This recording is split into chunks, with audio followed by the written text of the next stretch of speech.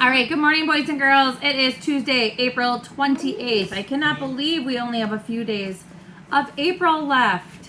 All right, I'm going to dive right in, and I want you to think about what we read yesterday. And in the two chapters, we kind of learned a lot about what Dillontown looks like.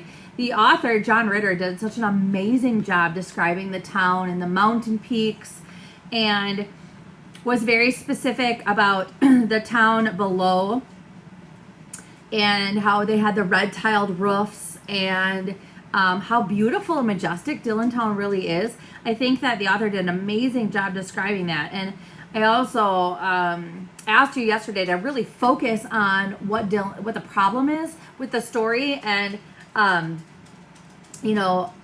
the characters, and I think that the author did a really great job so far doing those things. So I am going to read today, and today should not be as long as yesterday, so I do apologize for the length of yesterday. So I'm going to get started. Here we go, chapter 3. Oh yes, we were left off with this stranger coming up on a horse, right? Mr. Gallagher stepped forward. Yes, it is. This is Lucky Strike Park, home of the Wildcats. He stretched out his hand. Welcome. Thank you, the boy shook, replacing his hat. Then he unsnapped his shirt and pulled out a piece of paper and a wad of money. I'm Cruz de la Cruz, he said, from Paloma. Here's my insurance waiver and $200. I bat right, throw right. I'm mainly a shortstop, but I can pitch or play anywhere. Hope I can still sign up. Maria leaned forward. You rode your horse all the way from Paloma? Over the mountains? This boy gave his sturdy horse a few sharp pats. Its silver gray mane stood out against the white coat dotted with several brown spots the size of baseballs. He nodded, laughing. Yeah. Then he shrugged. Beats walking. That's like 50 miles of rough country, said Frankie. How long did it take? Not that long. Left yesterday morning, stopped at my uncle's house in Campo at noon, then rode to mi abuela's in Pine Valley. That's where I came from this morning. Wow, even Pine Valley's a long ride. Certainly is, said Mr. Gallagher. Cruz, you must be hungry. Oh, no, it's okay. He waved his hand. But Screwball here, he could sure use some water. Of course, said Mr. Gallagher. We live right next door, and I'll fix you a sandwich. How's peanut butter and jelly? Yeah, well, all right, sounds good, thank you. He bent down and dusted tiny leaves of sagebrush off his pant legs. I'm just glad to finally be here. Will glanced around at others, smiling. You're glad to be here? What for? Cruz flashed a smile. Seriously? He turned and held his hand out toward the ball field. Look at this place. The old stone wall, the gate, the famous shrine of the Dillontown Nine. Getting to play here is like dying and going to Fenway. Going to where? Said Cody. It's in Boston Mono, hissed Frankie. It's a ballpark. Everyone looked out past Cruz's arm at the tired dirt field, now full of weed clumps and gopher humps. Since the end of Little League last month, they studied the faded-out Red Man tobacco scoreboard, the slant angle iron gates, frozen open and rusted in the center, the dry erosion rivulets running through the outfield, the ancient stone wall full of holes crammed with soda cans and trash, and that circular stone monument topped with a white cross out beyond the walls, built nearly 90 years ago as a memorial to the team of gold miners who died when their mine shaft collapsed. Seeing the field with an outsider's eyes, Tom felt embarrassed. Yes, well, said Mr. Gallagher, it does have a certain, he stumbled for a word. Spirit, said Rachel. I think there's a sort of spiritness out there. Rachel may have been quiet, but when she did speak, she usually said something profound. Cruz's hat bobbed up and down. Yeah, he said, yeah, that's right. He smiled at Rachel. Okay, said Ramon, but do you know what you're walking into? Cruz raised his eyebrows. Well, the website said it was a week-long camp for anyone who loves to eat, drink, and sleep baseball. That's me. The website was Tom's doing, and he tended to hype it up a bit. That was before last night, said Will. Now it's eat, sleep, and delete baseball. Not necessarily, said Mr. Gallagher. We've had a little disagreement in our town over the direction it should go in, and this ball team here will have a say in that decision. A big say, said Frankie. And he added a grin. He was the only one smiling. Tom's dad folded his arms against his clipboard and went on to explain the whole situation.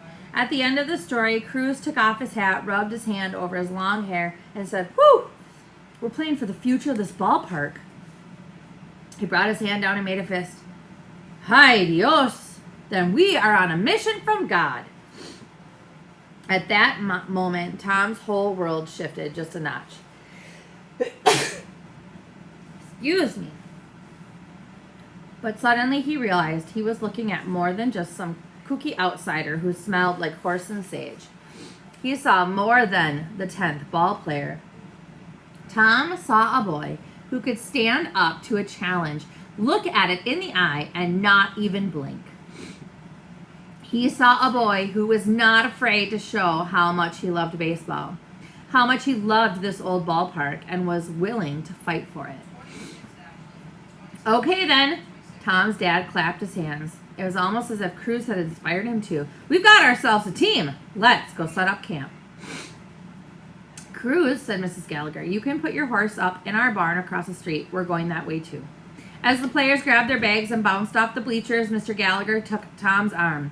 "You know, Tom," he started, "we all have dreams, and I don't want to limit your imagination.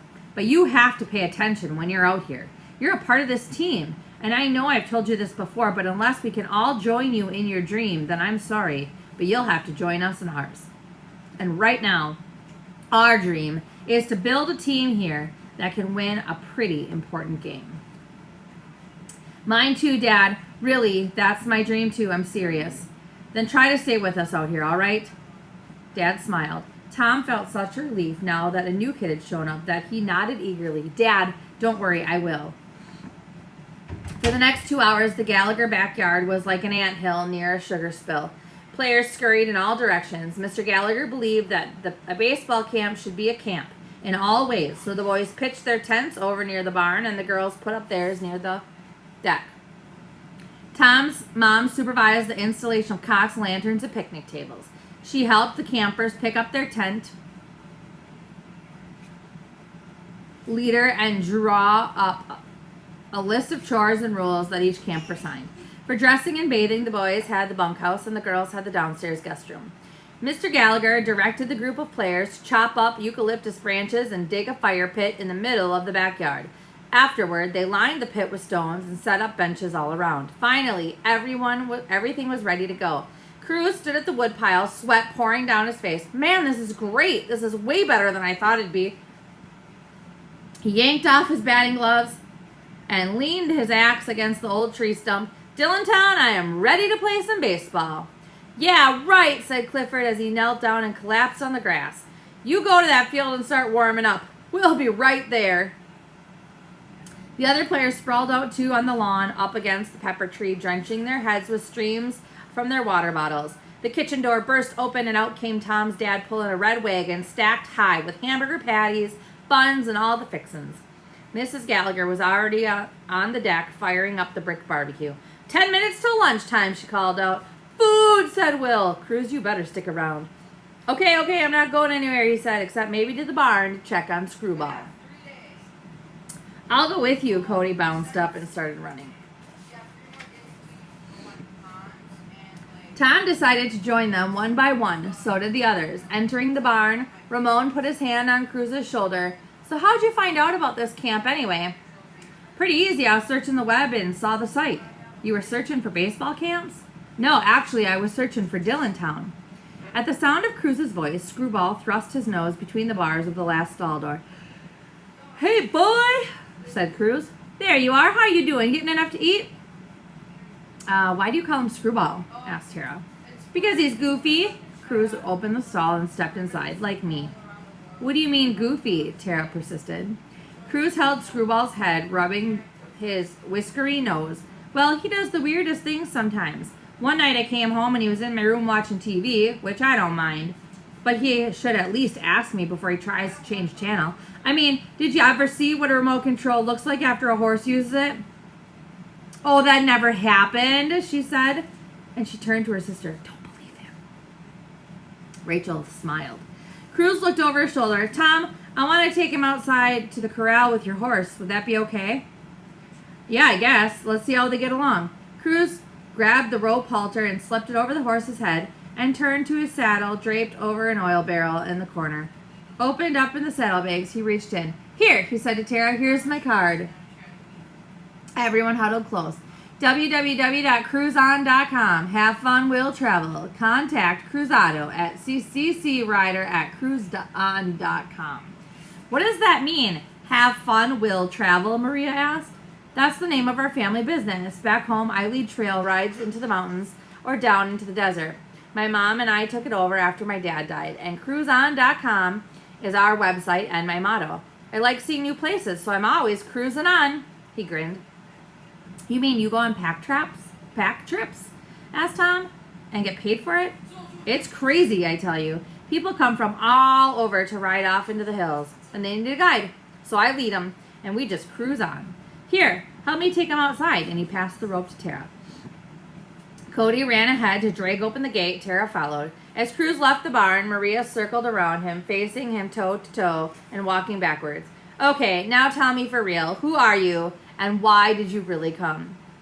What do you mean? I just told you. Another grin and a glance at everyone. Really? I'm not anybody special. Just a guy who wants to take Major League Baseball by storm one day. So you came here? Said Will. Not a bright choice, Sunshine. You kidding? To me, it's the perfect choice. See, there's somebody in this town who has a huge secret. The most important secret in baseball, and I want to sit down with that guy and ask him. What guy? Who? Cruz shrugged and answered, as easy as giving out the time of day. Dante Delgado. Chapter 4. Maria froze, forcing Cruz to stop. You mean the crazy man?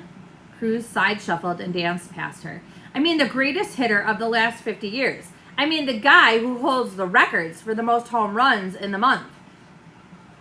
The most stolen bases by any outfielder. And the most consecutive base hits ever. The guy who went 19 for 19 in his last 19 at-bats before he walked away into a cloud of mystery.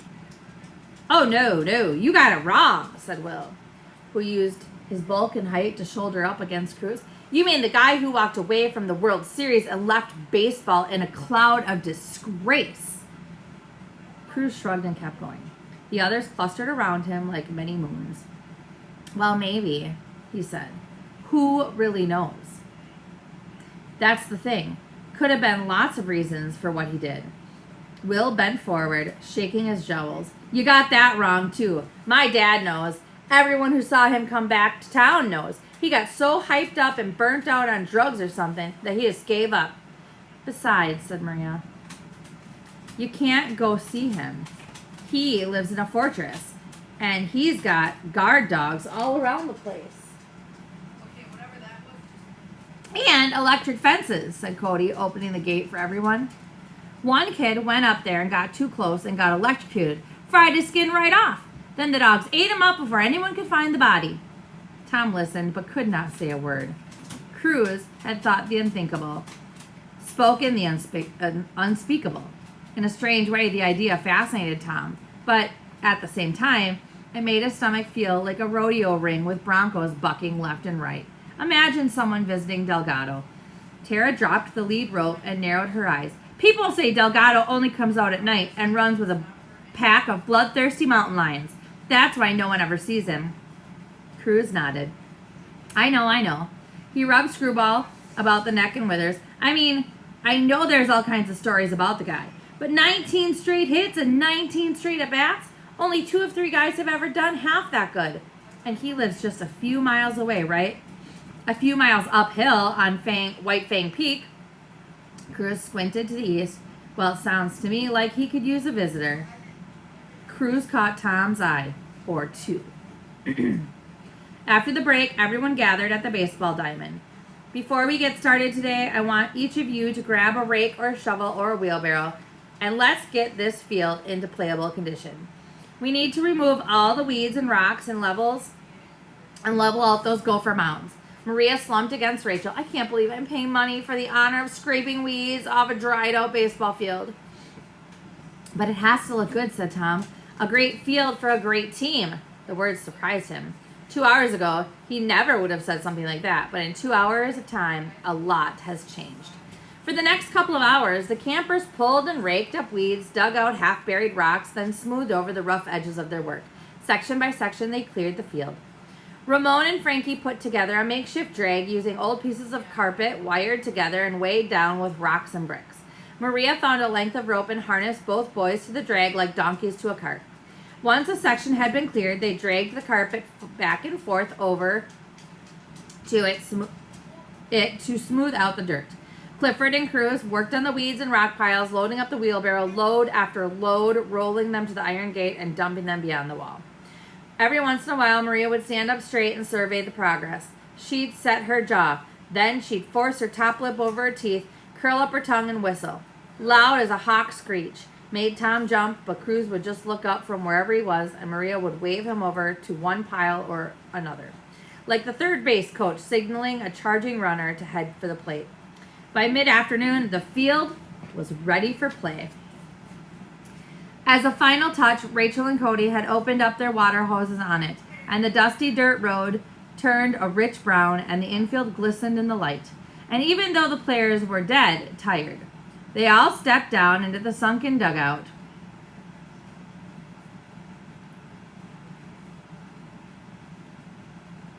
I lost my spot. Here it is. They all stepped down into the sunken dugout with its cool stone walls and pine log roof and changed into their cleats. Some picked a partner and began playing catch. Others walked off by themselves to swing a bat. As Tom and Frankie threw the ball back and forth, Cruz stood by, facing the outfield, swinging his light brown wooden bat. Is that a maple bat? Asked Frankie. Cruz swiveled toward him. Yeah. You like it? It's great. I made it myself.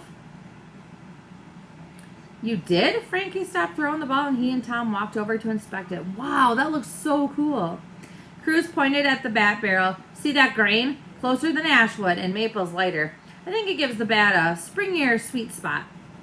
Tom knew about maple bats. Doc had made him one a couple of years ago, but it felt too small for him now. Can I swing it? Sure. Cruz passed the smooth, warm bat over only after one swing. Mr. Gallagher yelled, "Okay, everybody, over here." And he stood by a group of batting stations around home plate. Time left for one good drill. No such thing as a good drill, said Maria. I think you'll like this. It's on the science of hitting, especially the science of home run hitting. Frankie slapped the bat with Tom's hands. Now that's the kind of science I like. He stepped away and swung a few times. Mrs. Gallagher read off the names and everyone was paired up with a partner. 5 batting tees, which looked like black rubber ice cream cones with a baseball on top, stood in front of the backstop. Maria was still not impressed. I thought we were going to have batting practice. What are the tees for? Well, that's where we start. First, I want to demonstrate the scientific principle behind smacking the baseball as far as you can. It's a simple matter of physics. Physics? Suddenly Ramon perked up. No, said Will. You mean physiques. And he flexed his arm muscles and looked around all puffy-faced. No, I don't, said Mr. Gallagher. I mean the interaction between matter. He held up the ball and energy. He held up the bat. As the hitter, you have to transfer as much energy as possible from your bat to your ball. How far the ball flies depends on how heavy your bat is and how fast you swing. Now, it was Frankie who got impressed. We kind of already know that, Mr. G. Yeah, said Will. That's why I use the biggest bat I can find. Mr. Gallagher held a finger aloft. Ah, but you see, that's a mistake. What you want, Will, is to use the fastest bat you can find. It's been proven that increasing your bat speed is more important than using a heavier bat. Anybody know why? Oh, Dad, no, Tom thought. Frankie was joking. This isn't really a science class. Tom could see that no one even wanted to make a guess. Finally, Cruz raised his hand. Well, I don't know. Seems to me that a big heavy bat would just slow down your swing. So the ball would sort of just plop off of it and not go very far. Mr. Gallagher snapped his fingers. Yes, exactly. Wait a minute. I don't get it. Frankie rubbed his neck. What if you already have a fast swing and then you have a heavier bat? Even if your swing slows down a little, I think the ball would still go farther with a heavier bat. That's what a lot of hitters think. Big mistake. And there's scientific research to prove what I'm saying. Does anyone know why? I do, said Ramon. I know why. Oh, you would, said Maria. Okay, Professor, let's hear it. Ramon shrugged. It's easy. When you hit the ball, you transfer energy to it, right? The amount of energy you transfer is equal to the weight of the bat multiplied by the speed of the bat squared, all divided by 2. Oh, right, shouted Will with a loud hoot. The others laughed too, knocked shoulders, and shuffled around. Talk English, said Clifford. Talk Spanish, said Frankie. Ramon looked irritated. No, really, you guys, it's true. It's a simple formula, like Einstein's, E equals mc squared. Only in this case, it's the bat speed that gets squared and not the speed of light. But in both cases, the speed has more value than the weight of the bat. That's why bat speed is more important. You've got to be kidding me. Will swung an imaginary bat as his lips blasted apart with the air. Einstein? What team did he play for? Come on. Ramon only shrugged again. Take it or leave it, but the formula is why a nuclear bomb explodes and is directly related to the formula of how far you can blast a baseball with a bat. It's just that in this formula, we substitute the velocity for the bat speed. We substitute the velocity of the bat for the speed of light. That's what I've been trying to tell you, Mr. Gallagher said. It's physics. Whoa, said Maria.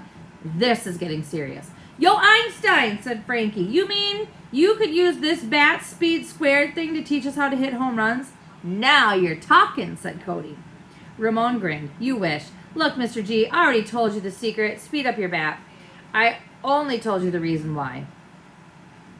Precisely, Mr. Gallagher snapped up a ball and shook it. And now we're going to begin the drill that's aimed at doing just that. Mrs. Gallagher has set up 3 stacks of bats against the backstop, from lightweight to heavy. She also set out a pile of batting weights. I want each group to take 1 weight and 1 bat from each pile. As his father spoke, Tom had a strange sensation. He thought he could hear the faint sounds of drumming from somewhere over the hilltop. Every batting station, said Mr. Gallagher, has 10 soft skin practice balls. Each hitter will take 10 swings, working down from the heaviest bat to the lightest. Then you will trade places. Any questions?